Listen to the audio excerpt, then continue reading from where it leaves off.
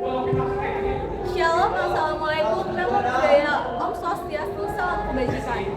Selamat pagi, siang, sore kepada Bu Evi dan Ibu serta teman-teman yang sedang menonton. Perkenalkan, saya Luis Alisyaran Parwanto. Saya Maria Vanille. Nama saya David Garisona. Kami dari kelompok 4 ASTS Project Biologi. Saat ini akan memaparkan tentang teknologi sistem respirasi manusia.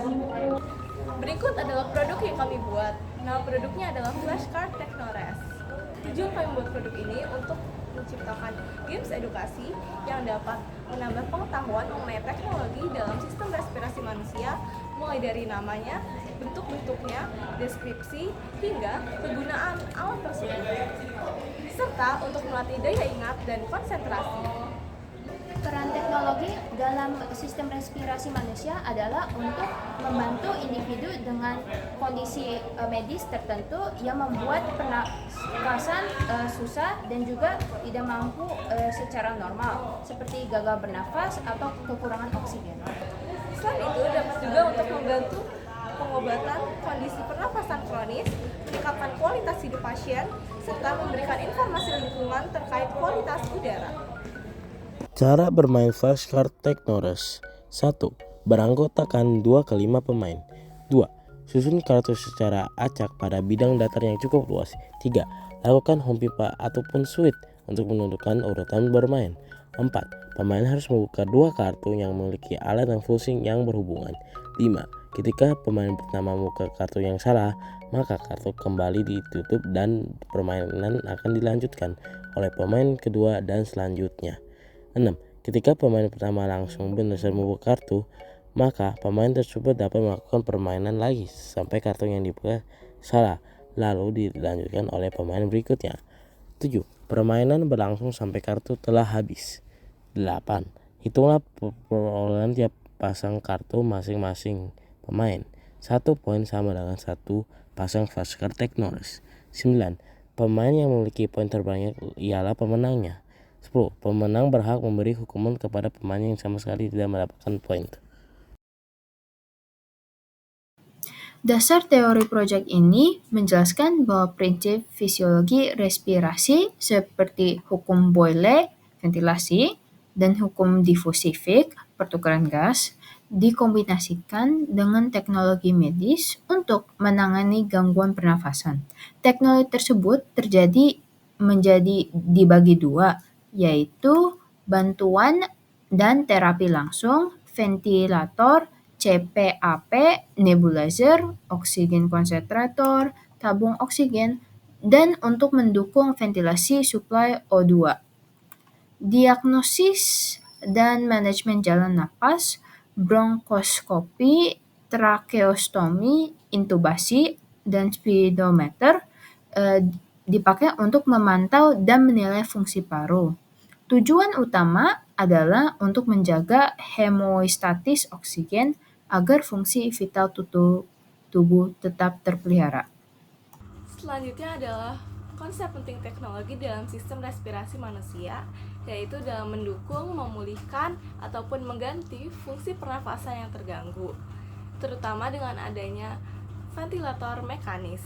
Ventilator mekanis ini dapat membantu pasien ketika mereka tidak dapat bernafas secara normal.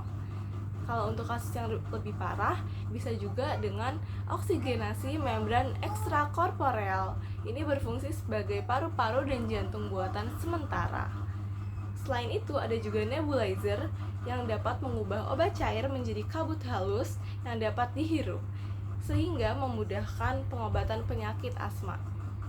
Jadi, kesimpulan proyek ini adalah menegaskan bahwa teknologi respirasi merupakan wujud sinergi antara fisiologi manusia dan rekayasa medis untuk mempertahankan suplai oksigen yang esensial bagi kehidupan, keberagaman alat, mulai dari metode non-invasif hingga yang invasif. Memperlihatkan bahwa pendekatan terapi kini semakin terpersonalisasi sesuai tingkat keparahan gangguan respirasi. Tidak hanya terbatas di rumah sakit saja, teknologi ini juga berkembang ke ranah perawatan rumah memberi pasien kemandirian sekaligus kualitas hidup yang lebih baik. Kedepan, inovasi ini respirasi diperkirakan akan semakin mengarah pada pemanfaatan kecerdasan buatan dan LOT guna menciptakan sistem pemantauan yang real-time, prediktif, dan lebih efektif, sehingga peran teknologi dalam menjadi fungsi vital pernafasan akan semakin besar. Sebagai recensian, kami menerapkan nilai-nilai CHIPS dalam kehidupan sehari-hari. Salah satunya ialah dalam proyek ini yang juga tergantung nilai-nilai CHIPS. Yang pertama itu adalah compassion. Proyek ini dibuatkan untuk kesadaran terhadap kesehatan pernapasan di sistem respirasi manusia. Dengan belajar dan mengenal berbagai teknologi sistem respirasi lewat permainan yang edukatif, siswa akan diajak untuk menerapkan kesadaran dalam sistem teknologi saraf. Humility. Saat membuat game edukasi memory card, kita belajar bersama, menemukan kesalahan dan ilmu pengetahuan terus berkembang. Sikap rendah hati itu ketika kita mau mendengarkan penjelasan guru, berdiskusi dengan teman, dan tidak merasa paling tahu. Integrity. Dalam pembuatan proyek integritas ini, kita dari mencari sumber referensi, menyusun materi sesuai fakta medis dari sumber-sumber yang terpercaya, dan tidak melakukan plagiarisme. Selain itu, siswa menunjukkan ketegasan dalam menyelesaikan proyek sesuai tujuan, meningkatkan pemahaman tentang teknologi sistem pernapasan. Peace. Proyek pembuat permainan edukatif ini menciptakan cara seru untuk belajar yang menyenangkan, damai, dan penuh kesempatan. Melalui game, siswa dapat belajar tanpa tekanan, menghargai dan mengerti teman yang bermain, dan menemukan sikap toleransi dalam bekerja berkelompok maupun berkompetisi secara sehat. Servant leadership. Dalam proses proyek biologi, setiap anggota kelompok mengambil tindakan dengan ini. Ada yang merasakan kartu, ada yang memikirkan materi, ada yang menciptakan cara bermain, menunjukkan kepemimpinan yang tidak egois, melainkan fokus pada kerjasama kelompok untuk pencapaian bersama. Sekian pemaparan dari kami tentang teknologi sistem respirasi manusia. Semoga bermanfaat. Terima kasih, Tuhan memberkati.